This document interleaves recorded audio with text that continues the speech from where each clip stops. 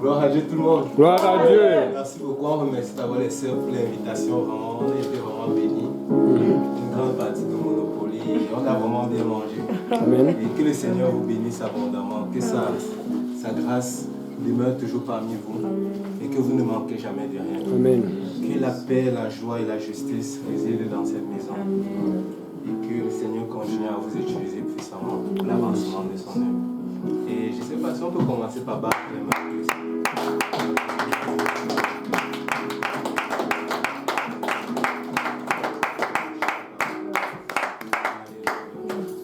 Ok, bon. Si on peut chanter un petit cantique alors, comme la sœur Becky est déjà là.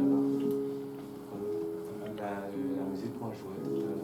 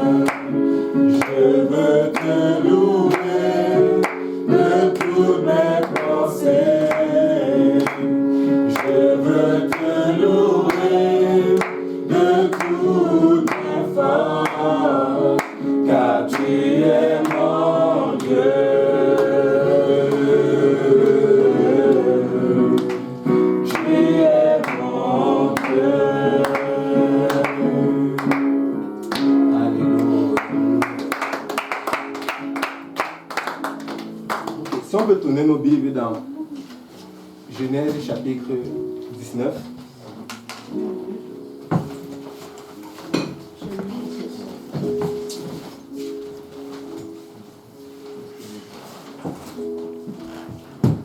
Et le livre de Genèse chapitre 19 nous raconte la sortie de Lot de Sodome et Gomorrhe. Et quand tu lis ce livre, avant d'arriver à 19, il y a d'abord le chapitre 18. Et qu'est-ce qui se passe au chapitre 18? C'est que le Seigneur, avant d'aller détruire Sodome et Gomorrhe, il est passé par chez Abraham. Et le Seigneur aurait pu directement descendre à Sodome et Gomorrhe, mais il a pris soin de passer par chez Abraham. Et en passant par Abraham, il dit à Abraham, je m'en vais à Sodome et Gomorrhe. Le cri contre Sodome et Gomorrhe est arrivé jusqu'à moi et je vais voir si ce qu'on dit d'eux est exact. Et alors qu'il continue le chemin, là Abraham commence à intercéder pour Sodome et Gomorrhe. Parce qu'il y avait son neveu Lot qui était à Sodome et Gomorrhe.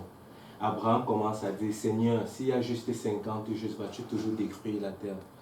Le Seigneur dit non, je ne veux pas détruire. Après il descend jusqu'à ce que le Seigneur a dit, si j'arrive à Sodome et Gomorrhe, je vois 10 justes. Je ne veux pas détruire.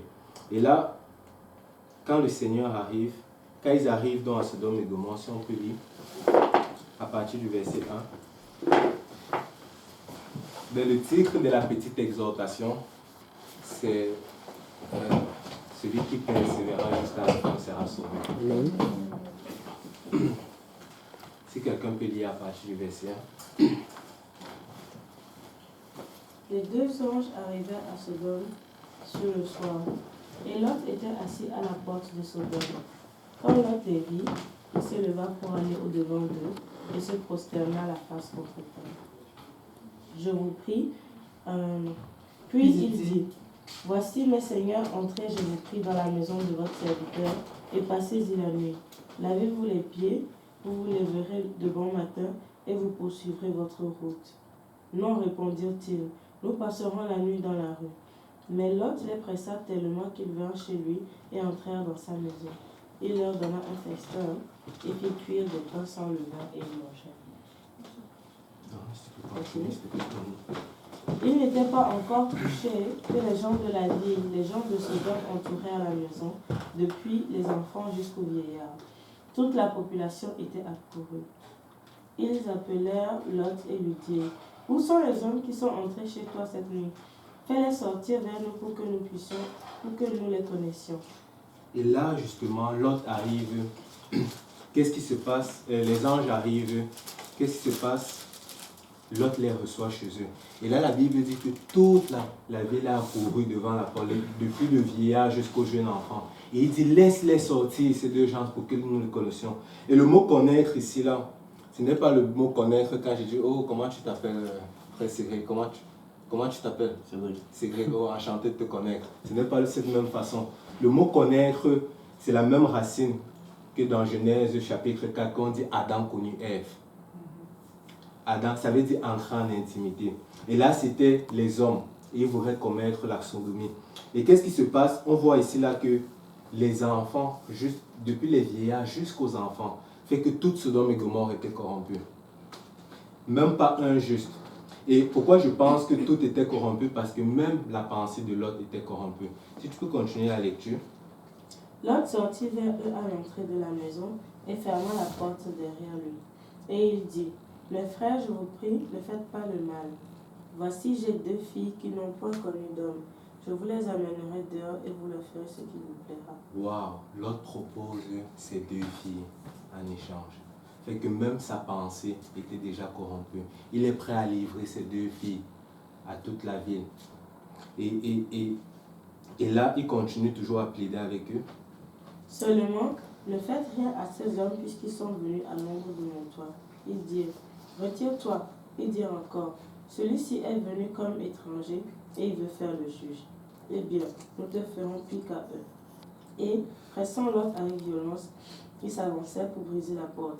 Les hommes étendirent la main, firent rentrer Lot vers eux dans la maison et fermèrent la porte. Et ils frappèrent d'aveuglement les gens qui étaient à l'entrée de la maison, depuis le plus petit jusqu'au plus grand, de sorte qu'ils se donnaient une peine inutile pour trouver la porte.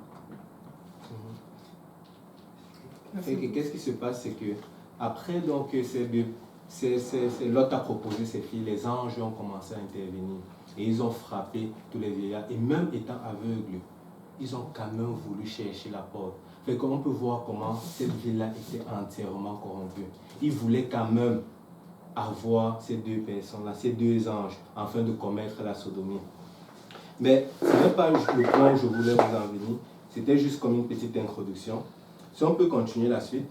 Les hommes dirent à Lot, Qui as-tu encore ici? Gendre, fils et filles, et tout ce qui t'appartient dans la ville, fais-les sortir de ce lieu. Car nous allons détruire ce lieu, parce que le cri contre ses habitants est grand devant l'Éternel. L'Éternel nous a envoyés pour le détruire. Lot sortit et parla à ses gendres qui avaient pris ses filles. Levez-vous, dit-il, sortez de ce lieu, car l'Éternel va détruire la ville. Mais aux yeux de ses gendres, il parut plaisanter. Et que là, les anges commencent à lui dire que Dieu a prévu de détruire cette terre. C'est le temps de partir. Ce n'est plus le temps de rester. Et là, les anges voulaient que Lot soit sauvé. Pourquoi? Parce qu'Abraham avait intercédé pour Lot. Juste pour dire que la prière est puissante. Peut-être n'arrêtons pas de prier pour ceux qui ne sont pas encore sauvés. N'arrêtons pas de prier pour ces hommes-là qui ne connaissent pas le Seigneur. Même si ils sont encore plus dans le péché, le Seigneur est capable de les sortir. La Bible ne dit pas que Lot était juste, mais par la prière d'Abraham, Lot fut sauvé. Et quand tu continues en fait par la suite, les anges donnent les instructions à Lot qu'il faut que tu sortes au plus vite. Il faut que tu t'en vas. Mais avant de partir, si on peut sauter au verset 17, les anges disent ceci à Lot. Après les avoir fait sortir, l'un d'eux dit, « Sauve-toi pour ta vie, ne regarde pas derrière toi, et ne t'arrête pas dans toute la plaine. Sauve-toi vers la montagne, de peur que tu ne périsses. » De peur que tu ne périsses. C'est d'où le message d'aujourd'hui. Les anges disent, sauve-toi, ne t'arrête pas et ne regarde pas en arrière. La sortie de Lot, de Sodome et Gomorrhe, ça nous représente, nous, la sortie du monde. Quand Dieu nous a sortis. Autrefois, nous étions ennemis de Dieu. Autrefois, nous vivons nos vies en ennemi de Dieu. Mais Dieu, par sa grâce, quelqu'un a prié pour nous, quelqu'un nous a invités à l'église un jour. Et nous sommes sortis du monde. Mais maintenant que nous sommes sortis du monde et que nous sommes dans l'église, et en passant, aujourd'hui, pour sortir du monde, si quelqu'un n'est pas encore sorti du monde, pour sortir du monde aujourd'hui, ça prend qu'il se repente, qu'il se fasse baptiser au nom de Jésus et qu'il reçoive le Saint-Esprit.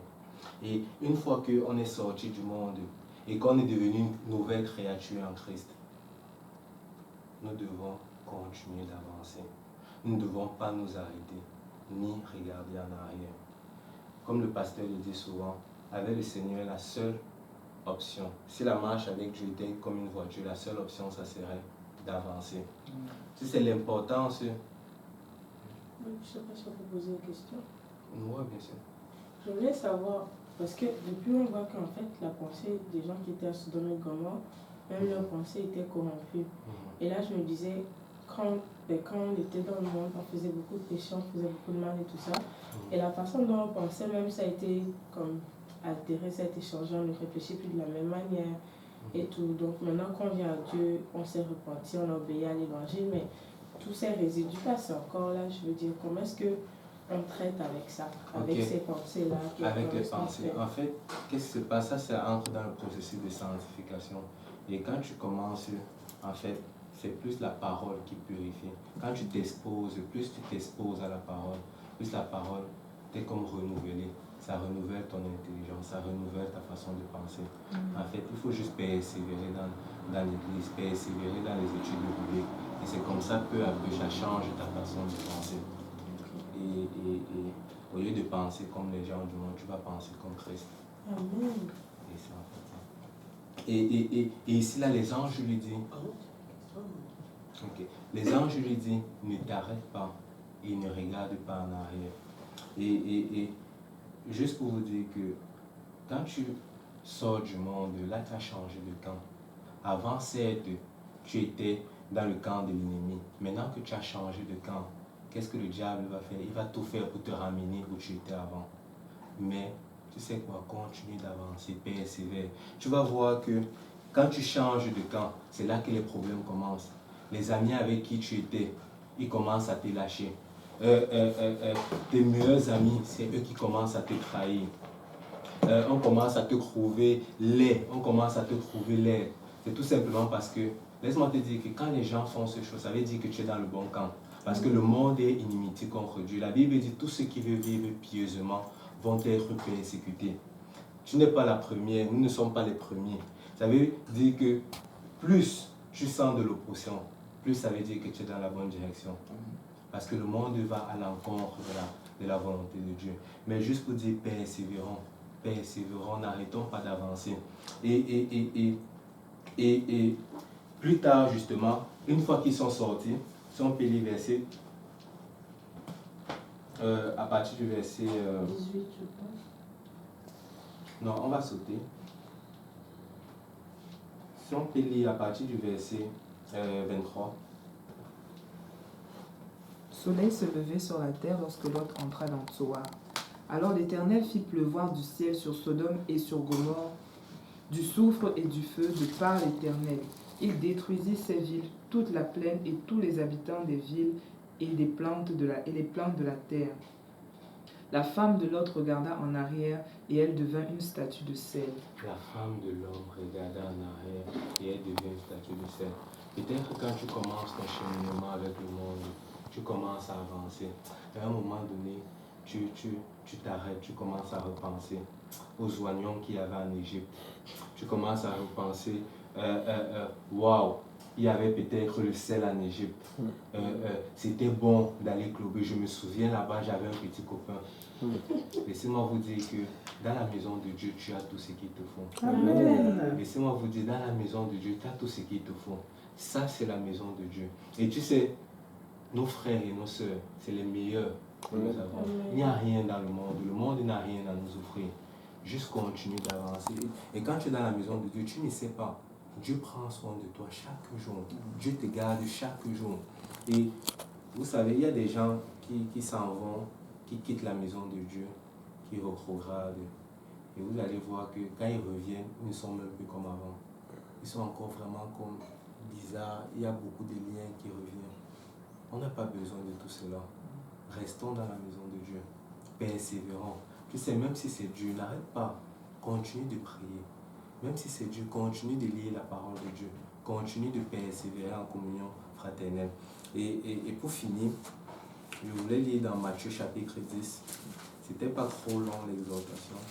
Matthieu chapitre 10, à partir du verset 21.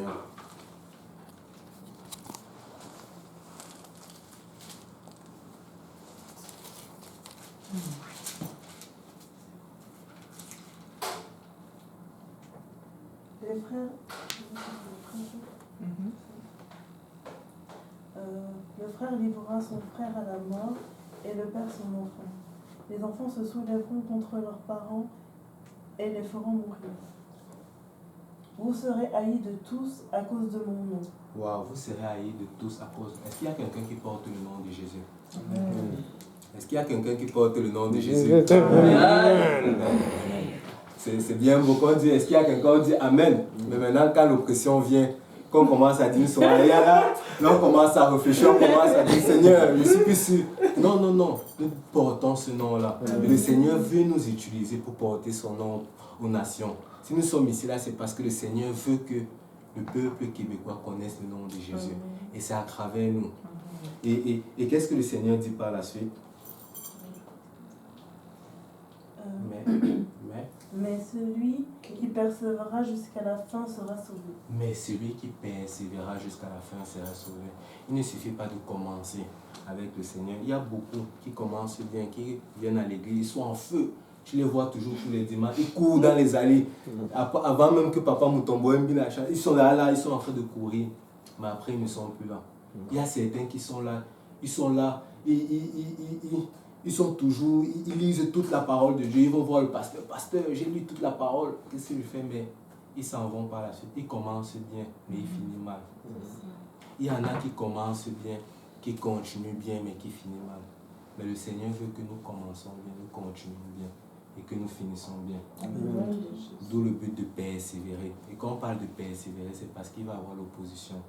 Mais même s'il y a l'opposition, le Seigneur ne nous laisse pas seuls. Le Seigneur est avec nous. Le Seigneur marche pour nous. Et la Bible dit plus grand celui qui est en nous que celui qui est dans le monde. Et que nous ne combattons pas pour la victoire, mais nous combattons dans la victoire.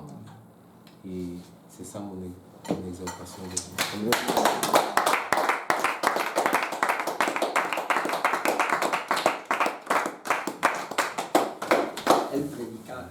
Ok, merci mon frère.